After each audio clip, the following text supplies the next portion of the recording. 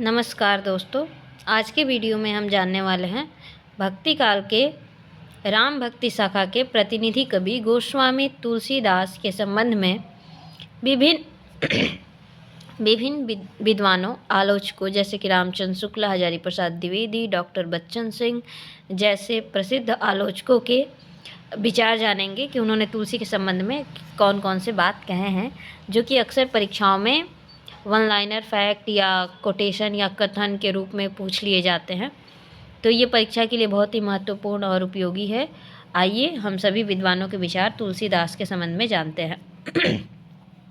तो हजारी प्रसाद द्विवेदी ने लिखा है, हजारी प्रसाद द्विवेदी ने तुलसीदास के संबंध में लिखा है कि उन्होंने उनके काव्य कौशल के संबंध में हजारी प्रसाद द्विवेदी कहते हैं कि उन्होंने नाना पुराणों और निगमागम का अध्ययन किया था और साथ ही लोकप्रिय साहित्य और साधना मार्ग की नाड़ी पहचानने का भी उन्हें अवसर मिला था। उस युग में प्रचलित सब प्रकार की काव्य पद्धतियों को उन्होंने अपनी शक्तिशाली भाषा की सवारी पर चढ़ाया था। उनकी काव्य पद्धति पर अध्ययन करने से उनका अद्भुत समन्वयात्मिका बुद्धि का परिचय मिलता है। शिक्षित जनता में जितने प्रकार की काव्य पद्धति का प्रचलन था, उन सबको उन्होंने सफलतापूर्वक अपनाया था।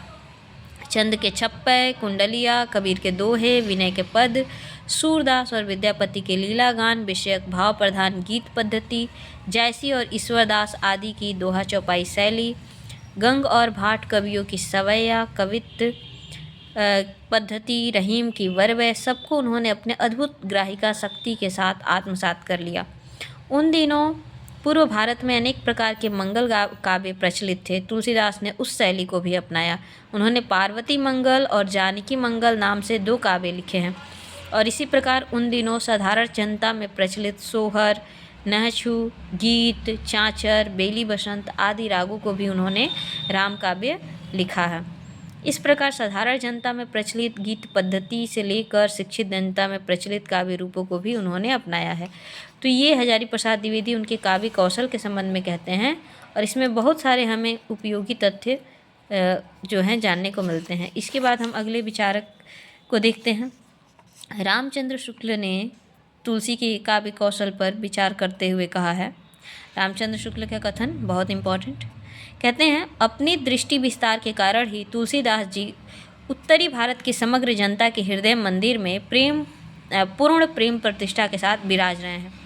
कई बार यह एक लाइन ही पूछ दी जाती है कि अपनी दृष्टि विस्तार के कारण ही तुलसीदास जी उत्तरी भारत की समग्र जनता के हृदय मंदिर में पूर्ण प्रेम प्रतिष्ठा के साथ विराज रहे हैं।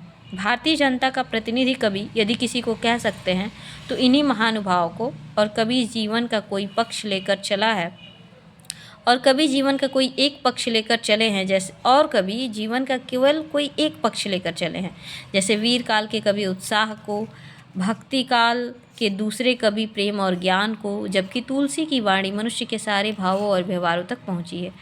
एक तो वह व्यक्तिगत साधन के मार्ग में विरागपूर्ण शुद्ध भगवत भक्ति का उपदेश करती है, वहीं दूसरी ओर लोक पक्ष में आकर पारिवारिक और सामाजिक सौंदर्य को दिखाकर मुग्ध करती है। उनके काव्य में प्रबंध सौष्ठव, चरित्र चित्रण, कलात्मक सौंदर्य पूर्ण रूप से परिपाक तक पहुँचे हुए हैं। तुलसी में धर्म, संस्कृति, साहित्य तीनों का अद्भुत समाहार है। उनमें अहिंसा, धैर्य, क्षमा, अनासक्ति, इंद्रिय निग्रह, शुचिता, निष्कपट त्याग, उदारता आदि उन सभी दिव्य गुणों का समाहार है जो मानवता को पशुता से अलग करते हैं। उनकी रचना स्वांतः सुखाय होकर भी सर्वांत सुखाय है। ये है रामचंद्र शुक्ल के विचार।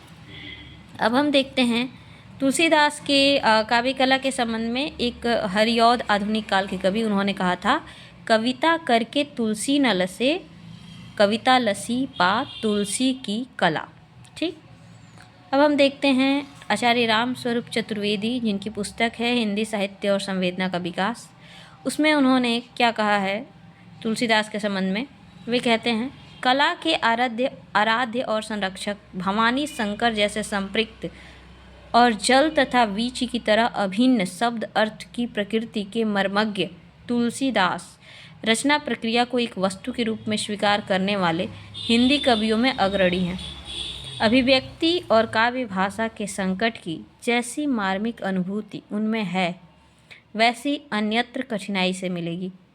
विनय पत्रिका के एक पद में उनका निवेदन है, कहे बिन रहियो न परत, कहे राम रस न रहत।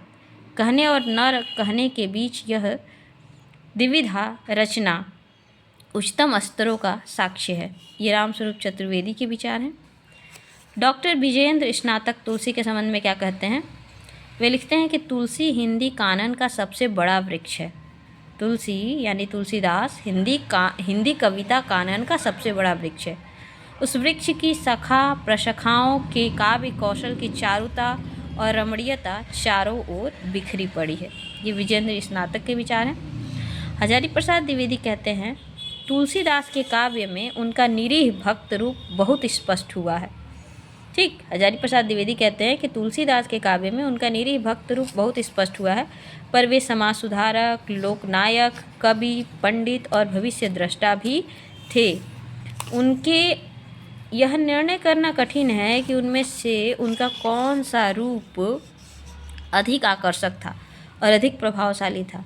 इन गुणों ने तुलसी में एक अपूर्व क्षमता ला दी। इसी संतुलित प्रतिभा ने उत्तर भारत को वह महान साहित्य दिया जो दुनिया के इतिहास में अपना प्रतिद्वंदी नहीं जानता। ये हजारी प्रसाद द्विवेदी के विचार हैं। अब देख लेते हैं फिर एक कथन जो है रामस्वरूप चतुर्वेदी का तुलसीदास के संबंध में। वे कहते हैं, तुलसी के रचनात्मक चरित्र में यह निरंतरता उनके चरम आदर्शात्मक दृष्टिकोण के अनुरूप है, और ऊपर से कहना यह कि कवित्व विवेक एक नहीं मोरे। अब यह या तो प्रच्छन्न अहंकार है या फिर भक्ति की सघनता के रूप में विलीन अहम भाव। ठीक, ये रामस्वरूप चतुर्वेदी लिखते हैं। रामस्वरूप चतुर्वेदी का एक विचार और देखिए, ईश्वर में पूरी आस्था और मनुष्य का पूरा सम्मान, ये दोनों दृष्टियाँ तुलसी में एक दूसरे से जुड़ी हैं। सिया राम मैं सब जग जानी, करहूँ प्रणाम जोरी जुग पानी, जैसी पंक्तियाँ इस गहरे आत्म विश्वास पर ही लिखी जा सकती हैं जहाँ ईश्वर और मनुष्य दोनों के साथ प्रतिष्ठा हो। सिया राम यदि उनकी भक्ति के लिए आश्रय स्थल है तो सब जग उनकी रचना कर्म के लिए। ठीक, ये महत्वपूर्ण कथन आचार्य रामस्वरूप चतुर्वेदी का है। डॉक्टर बच्चन सिंह के क्या विचार हैं? डॉक्टर बच्चन सिंह लिखते हैं तुलसीदास के संबंध में कि रामचरितमानस तुलसी के युवा काल की रचना है। इसमें साहित्य, समाज और जीवन को तत्कालिक देश काल के परिप्रेक्ष्य में नए सिरे से निर्मित किया गया है। तुलसी ने देखा कि हिंदू जनता अनेक धार्मिक संप्रदायों, वर्णाश्रम, धर्म विरोधी विचारों, लोकवेद की मर्यादाओं को न मानने वाले संत भक्तों के कारण टूट रहा है, बिखर रहा था। इसलिए उन्होंने मानस के माध्यम से लोकवेद की मर्यादा प्रतिष्ठित की है। ये डॉक्टर बच्चन सिंह के विचार हैं। बच्चन सिंह आगे लिखते हैं, सबसे पहले उन्होंने वर्णाश्रम व्यवस्था को पुनर्जीवित करने का संकल्प किया, परंतु उनका वर्णाश्रम धर्म भक्ति के स्तर पर ही सही राम, भरत, वशिष्ठ द्वारा टूटता रहता है। यह परंपरा रामानुज से पहले से चली आ रही थी।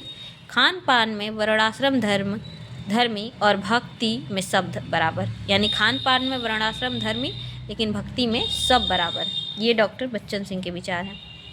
बच्चन सिंह एक और कथन उनका कहते हैं, परंतु गोस्वामी जी को वर्णाश्रम धर्मी कहकर खारिज भी नहीं किया जा सकता है, क्योंकि वर्णाश्रम धर्म की वकालत के अलावा समाज के विभिन्न वर्गों, ऊंच नीच, विषम परिस्थितियों, मानवीय संवेदनाओं, बेरोजगारी, अकाल, दारिद्र्य आदि का जितना गहन और व्यापक चित्रण गोस्वामी जी ने किया है, मध्यकाल के किसी दूसरे कवि से नहीं बन पड़ा। वे उस काल के सच्चे प्रतिनिधि हैं और इस प्रतिनिधित्व में उनका अंतर्विरोध भी मिला हुआ है। तुलसीदास को लोकनायक कहा जाता है और इस संबंध में हजारी प्रसाद द्विवेदी का एक बहुत ही महत्वपूर्ण कथन है और अति उपयोगी। ये कथन देखिए, तुलसी के संबंध में हजारी प्रसाद द्विवेदी कहते हैं कि लोकनायक वही हो सकता है जो समन्वय कर सके। लोकनायक वही हो सकता है जो समन्वय कर सके। तुलसी समन्वयकारी थे। उनका सारा काव्य समन्वय की विराट चेष्टा है। लोक और शास्त्र का समन्वय, निर्गुण और सगुण का समन्वय, पांडित्य और अपांडित्य का समन्वय, रामचरितमानस शुरू से लेकर आखिर तक समन्वय का काव्य है। तो ये अति महत्वपूर्ण विचार विभिन्न विचारकों के, आलोचकों के तुलसीदास के संबंध में, जो तुलसीदास के काव्य को समझने में और तुलसीदास के व्यक्तित्व को समझने में बहुत ही उपयोगी हैं, साथ ही परीक्षा में भी पूछे जाते हैं। अतः इसको बार बार देखिए और इनको समझिए। और इसी प्रकार के महत्वपूर्ण परीक्षा उपयोगी तथ्यों को जानने के लिए चैनल से जुड़े रहिए। चैनल को लाइक और सब्सक्राइब कीजिए। धन्यवाद।